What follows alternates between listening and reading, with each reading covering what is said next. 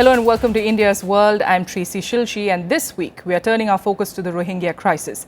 China has proposed a three-phase plan for resolving the issue, starting with a ceasefire in Myanmar's Rakhine state so that refugees can return from Bangladesh, followed by a bilateral dialogue and working towards a long-term solution.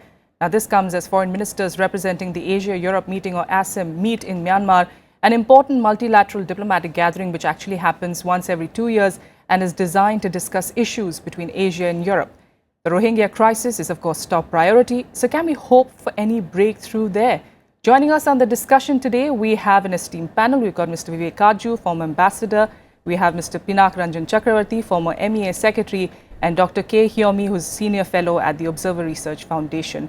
Thank you, gentlemen, for joining me here. Dr. Katju, starting with you. The EU's foreign policy chief, along with foreign ministers of Japan, Sweden, Germany, to name a few, they visited the refugee camp that we were talking about just a short while back, Cox's Bazar there in Bangladesh.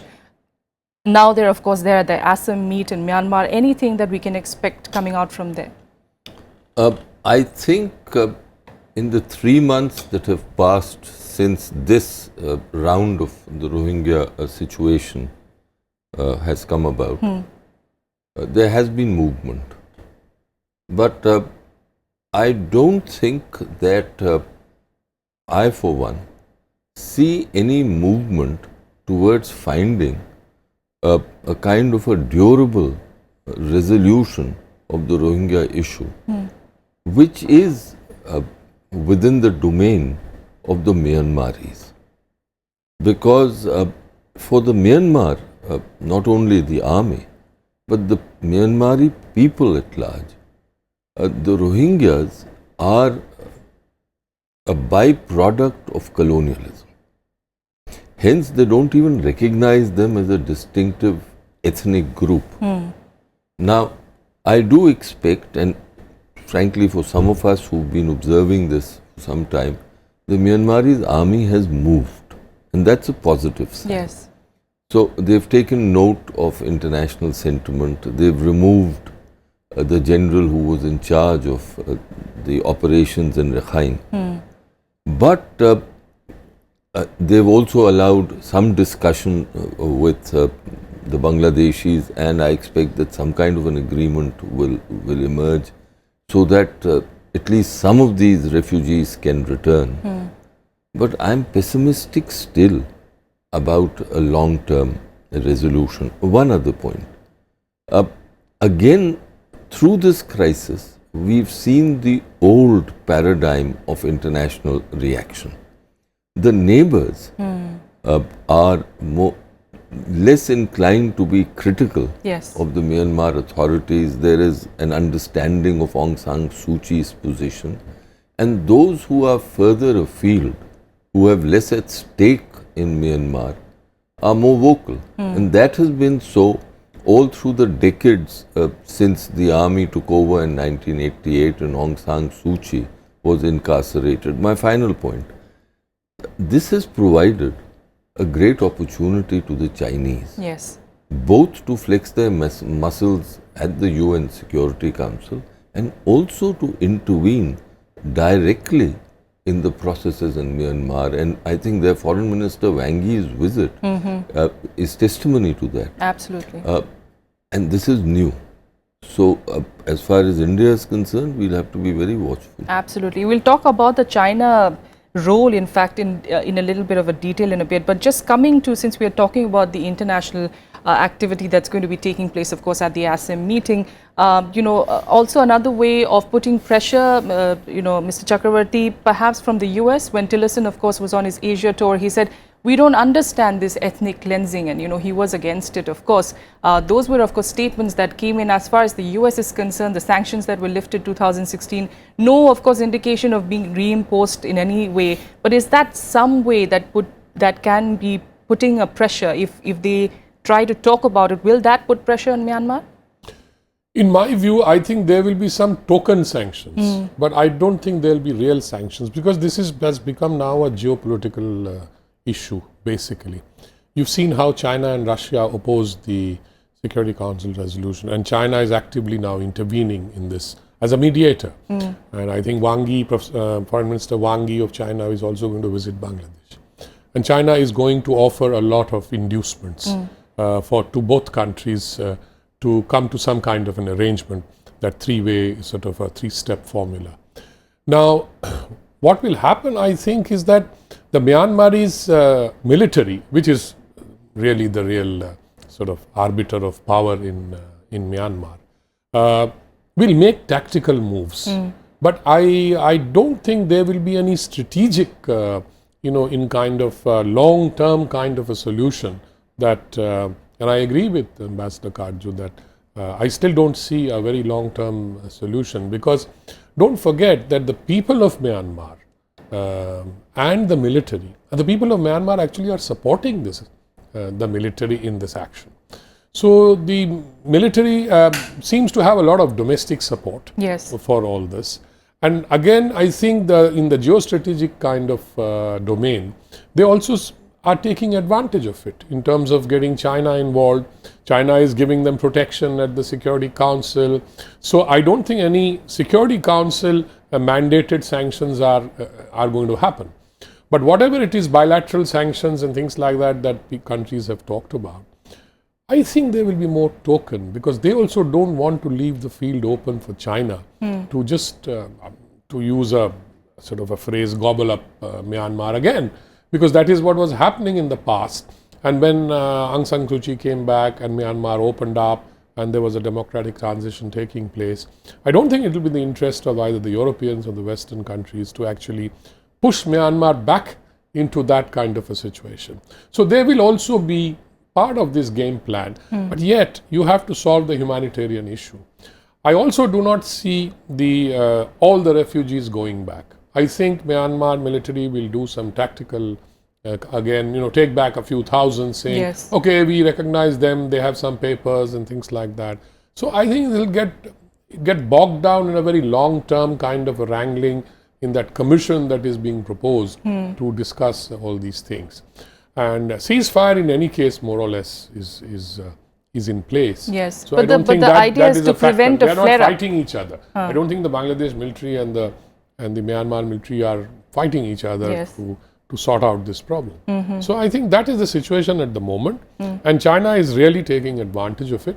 And I'm convinced that, and you will see in the next few days, China offering also big bucks to both the countries to fall in line. Okay, we'll come to that in a bit. But Dr. Yhome, talking about this particular ASEM meeting, do you feel this is just mere tokenism? We'll hear certain statements which, of course, fall in place as far as, humanitarian aid is concerned, as far as, humanitarian concerns are, concerned. But at the same time, nothing on the ground that we will actually see, because at the end of it, like was being pointed out, the military does have a big say in Myanmar, despite, the kind of popularity that Aung San Suu Kyi and, of course, the government there would like to project. The military still has quite a bit of a hold, especially in Rakhine State.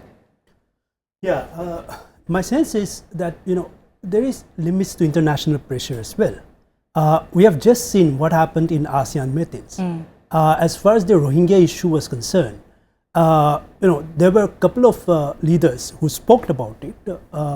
But at the meetings, at the summit meetings and the statements that came out, there was nothing much particular about criticisms against the Myanmar government or to the international community coming together. And a lot of them are Muslim about nations, but you still didn't hear much coming from them. Yeah. So in the ASEAN, I don't think there is anything much to expect from the meetings, but surely, I think, as we have seen in the last weeks, there will be, statements made concerning the Rohingyas. But as I said, there are limits, and the fact is, the international community is divided, as has been mentioned. Though the UN this time has the General Secretary has taken the lead in this Rohingya issue. When you look at the in the UNSC, it's still a divided house there. Okay. So I don't think international community together putting pressure and bringing out a resolution on that is it seems a unlikely hard thing to see. to fathom at the moment. Okay, so coming to China's role then, Wang Yi has mentioned, he of course visited Bangladesh, he visited Myanmar. In fact, in Bangladesh, he made a very interesting statement saying that the international community should not complicate the situation, basically saying we'll handle the situation, and that is a worry, isn't it, at least for India? Look, let's go back. In 1988, after the military crackdown, when they refused to accept the election result which had propelled Aung San Suu Kyi forward, the only country that stood by the Myanmarese army was China. And even though the Myanmaris have never been really terribly happy about a very close Chinese embrace, they had no option but to accept that. Now, India at that time had been in support of pro-democracy forces, etc. And that's fine as far as it goes, but I think later in the 1990s we realized that we had security interests, we had major interests also of an economic nature in Myanmar, and therefore our policies towards Myanmar had to take all that into account. Yes. And we were very apprehensive about what the Chinese were doing. And today it's a similar situation. Till now, I think we've played it very well because we can't have Bangladesh bear the burden of so many refugees. The difficulty is that will all these refugees go back? Because while the Islamic countries too, leave alone Western countries, the Islamic countries too shed a lot of tears for the Rohingya. The fact is that their treatment of the Rohingya communities within their own countries, where they are in substantial numbers, like Saudi Arabia or Pakistan, is abominable. Okay. And that's a question of record. Now, there are 600,000 refugees, Rohingya refugees. Left, for Bangladesh, yes. How many of them will actually go back? Because in actual fact, the ethnic situation of which this is a part, the Rohingya question, in Myanmar is a terribly complex question. There are communities which are part of the Myanmar scene, but each of them is very wary of the other. And then there are communities that have been, as I said, the product of colonialism. When Myanmar was, then Burma, was administered from India, and the British allowed large-scale movements of peoples.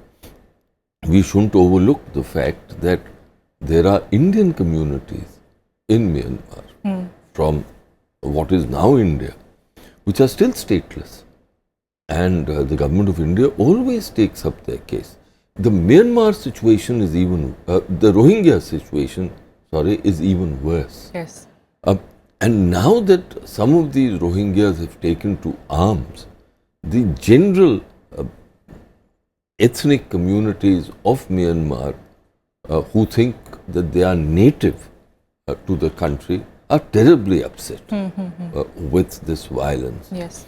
And therefore, the Chinese have an open field again. Absolutely. And I do think that Europe and the United States, because if you notice, even Tillerson did not talk of reimposition of sanctions. So I think they realized that they can't reenact 1988 all over again. Yes. So this play will continue, and in this play, the institution that will have a room for maneuver is the Myanmar army. Okay.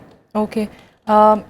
India's low-key involvement, Mr. Chakravarty, do you think that is the reason, that is in a way something that has given China the upper hand there, and perhaps India should have responded a bit more strongly, in trying to talk to the government, the Myanmar government, or this was enough for India? This is where it could, this was the boundary that it had set for itself, and this is they did well in the current, scenario.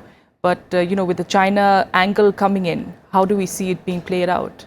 I think Indian policy had imposed certain self-restraint on itself in the sense that it would not do something very public, and it would not. I mean, I think we should recall immediately that at the United Nations we abstained on the resolution, and I think there are a lot of commentaries going around now in Bangladesh itself as to why India abstained itself. Bangladesh-India relations have been very good, so I think there was a expectation in Bangladesh that that India will jump into sort of kind of on Bangladeshi side against Myanmar. I think that was more a public perception fanned by certain people, and but I think more serious people in Bangladesh realize that that both China and India have geostrategic and geopolitical interests in Myanmar, and India would not do what Bangladesh's public opinion was expecting it to do. So I think there is a degree of understanding now that why India, but I think India did play a role under the radar, not in, without going into megaphone diplomacy and things like that. A quiet, I think, dialogue has been taking place, and I do think that has added, that has... and the humanitarian aid has and helped. the humanitarian aid, we were the first to actually move on that. Those are public diplomacy gestures that we have always done in Bangladesh in terms of crisis and sending, and as a High Commissioner, I remember during the cyclones and all, we've always sort of done that. So that's a traditional help that we've always extended. Plus, we've been talking to the Myanmaris quietly as well. But then how much leverage does India have with Myanmar? And Myanmar's army is playing it to the hilt. I mean, they do realize they have a card to play vis-a-vis India as well as vis-a-vis China. And we all know why China is so deeply committed to Myanmar. They're basically seeking a kind of a corridor, both energy and economic corridor, into the Bay of Bengal. Just as they are building the CPEC in Pakistan into the Arabian Sea, they want another arm of that coming into the Bay of Bengal. For us, that is that also sort of forces us to think strategically in terms of what that is going to be. They want to build an economic zone in Sitwe. There's already a pipeline, gas pipeline. There's a talk of building a railroad from Kunming to Sitwe. So all these factors are ultimately, while they may be looked at as energy and economic corridors and infrastructure projects, but they do add to Chinese sort of strategic outreach into the Bay of Bengal. So that is another factor that India government will have to keep in mind. And that is why we'll have to play our cards very, very carefully. And when we talk about playing our cards, Dr. Yhome, is it, can we in a way mediate and tell Myanmar, that Aung San Suu Kyi has come with a mandate? She's of course not the ruling leader there at the moment, but still things function under her. She was seen as this free and fair leader to bring in a government of that sort, and there were sanctions that were lifted, and hence there are economic and strategic interests that are now being placed with Myanmar as well. And can India then speak to Suu Kyi, mediate in a certain way to make them realize that this is better for them, to solve it as quickly as possible, for other nations to align with them as well, to join with them economically as well, even for Myanmar? This will augur well then. Well, I think I see it slightly differently. I think, as has been mentioned by Ambassador Pinak, I think India is doing what it's able to do, given the situation after the entire crisis have evolved. But as far as India's role is concerned, perhaps we could have played a role before the entire situation evolved in the manner in which it is today. Okay. Maybe at some time before things fall out of hand, I think we could have played. What time that was good that we could have entered. It's difficult to say, but perhaps before the Prime Minister visit Myanmar, maybe during that time. And as Prime Ambassador has said, I think we are doing even now we are doing from behind the scene and through diplomatic channels. But at the moment, now that things are as that stands today, I think we can at best do what we are doing now in terms of providing aids and also continuing our back channels with both countries, with Myanmar as well as Bangladesh. Okay. Earlier, you know, when in August the situation escalated, there was worry that perhaps the insurgency that was being talked about there, it could perhaps spread. Is that still a worry strategically? Is that security-wise? Is that still a worry? I think it is, because there is ground for international Islamist terrorist groups to intervene. And that is something that the Myanmar army needs to be aware of. And perhaps that is what we can also very quietly, in our interaction with the Myanmar armies, point out. As far as mediation is concerned, if I may mention, I think the Chinese would soon realize that it's easier said than done. Because as I submitted to you, I don't see the Myanmar armies agreeing to any basic changes in their ethnic policy. So they'll have to find some solutions whereby some of the refugees come back and that there is a certain stability and security which is provided to them. But if the international terrorist groups gain a foothold, of which there is a danger, then the situation will become far more complex, because we all know that this round was actually provoked by the attack of the militant Rohingya on 30 police stations or thereabouts. Yes. And that is what caused a reaction. Perhaps the reaction of the Myanmar army was disproportionate. We are proceeding cautiously and I think appropriately. As far as Myanmar is concerned, I think our policies have been right. As far as Bangladesh is concerned, of course, Pinak would be in a better position, but I do think that the most sensible in Bangladesh would realize that they can't expect India not to look after its own security interests in this. And our focus has also been on the refugees, to see that the burden of Bangladesh comes down, and that to the extent that the refugees can return, they return. But the last thing I would say is that the countries that are most vociferous on such issues, and on this issue in particular, which are countries of the EU, some of the Islamic countries, I think they should also be more forthcoming and perhaps, like in the past, accept some of the Rohingya refugees who might not be wanting to go back to Myanmar, to the Rakhine.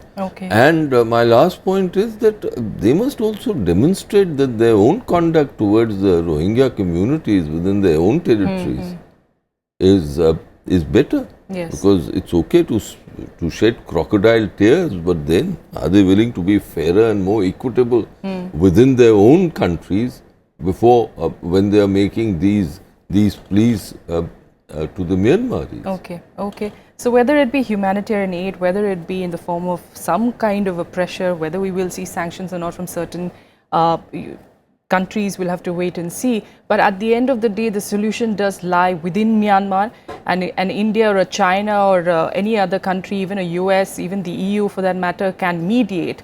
But the solution lies in Myanmar, and until that happens, until that willingness comes from there, we won't really see a long-term kind of a solution to this entire crisis, is it?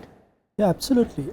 I think, the immediate concern, of course, is to stop the offensive against in Rakhine, and Myanmar to take the next step of taking back the Rohingyas from other side of the border. But I think if you look at the long term, I think it's not just about getting citizenship. It's not just about returning back to the place that they've moved out.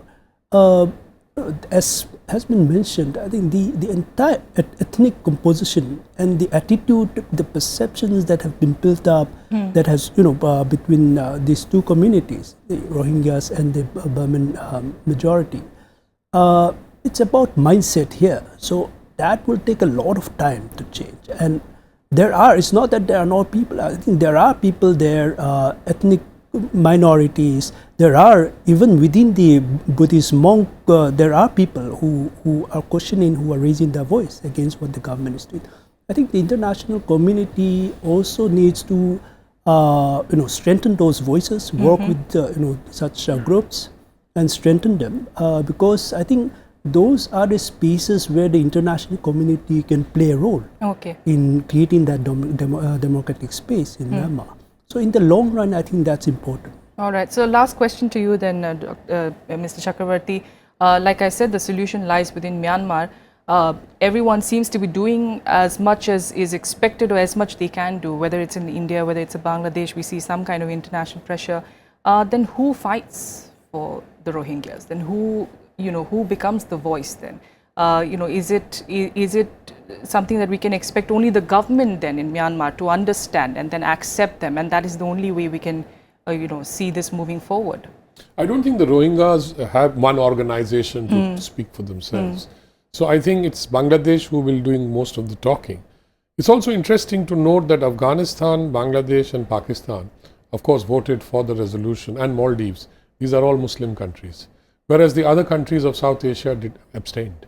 So you can see a certain divide within South Asia itself, that how to deal with it. There are two issues here as far as the Rohingyas are concerned. One is ethnic, the other is religion. Let us not skirt that issue. There are two issues here: ethnicity, which is basically the Burmese see them as basically migrants and illegal migrants to boot. Maybe migrants some time back, but now illegal. So no citizenship and all kinds of things under their laws which they passed some years ago.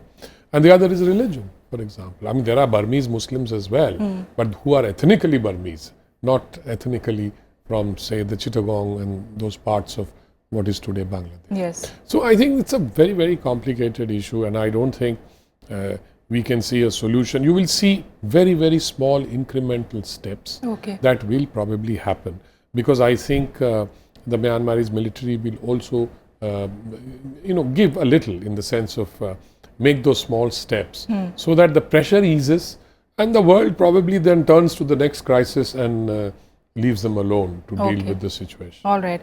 That's unfortunate, but we'll hope to see some steps at least that are taken forward. But thank you so much, Mr. Katju, Mr. Chakravarty and Dr. Yhome as well for joining me on this discussion here. We look forward to your suggestions, your feedback as well. What do you think of this particular issue that we discussed? What more could we have discussed, in fact? Send in your feedback at indiasworld.feedback@gmail.com. That's it for the moment from me. We'll see you again next week with another topic. Thank you.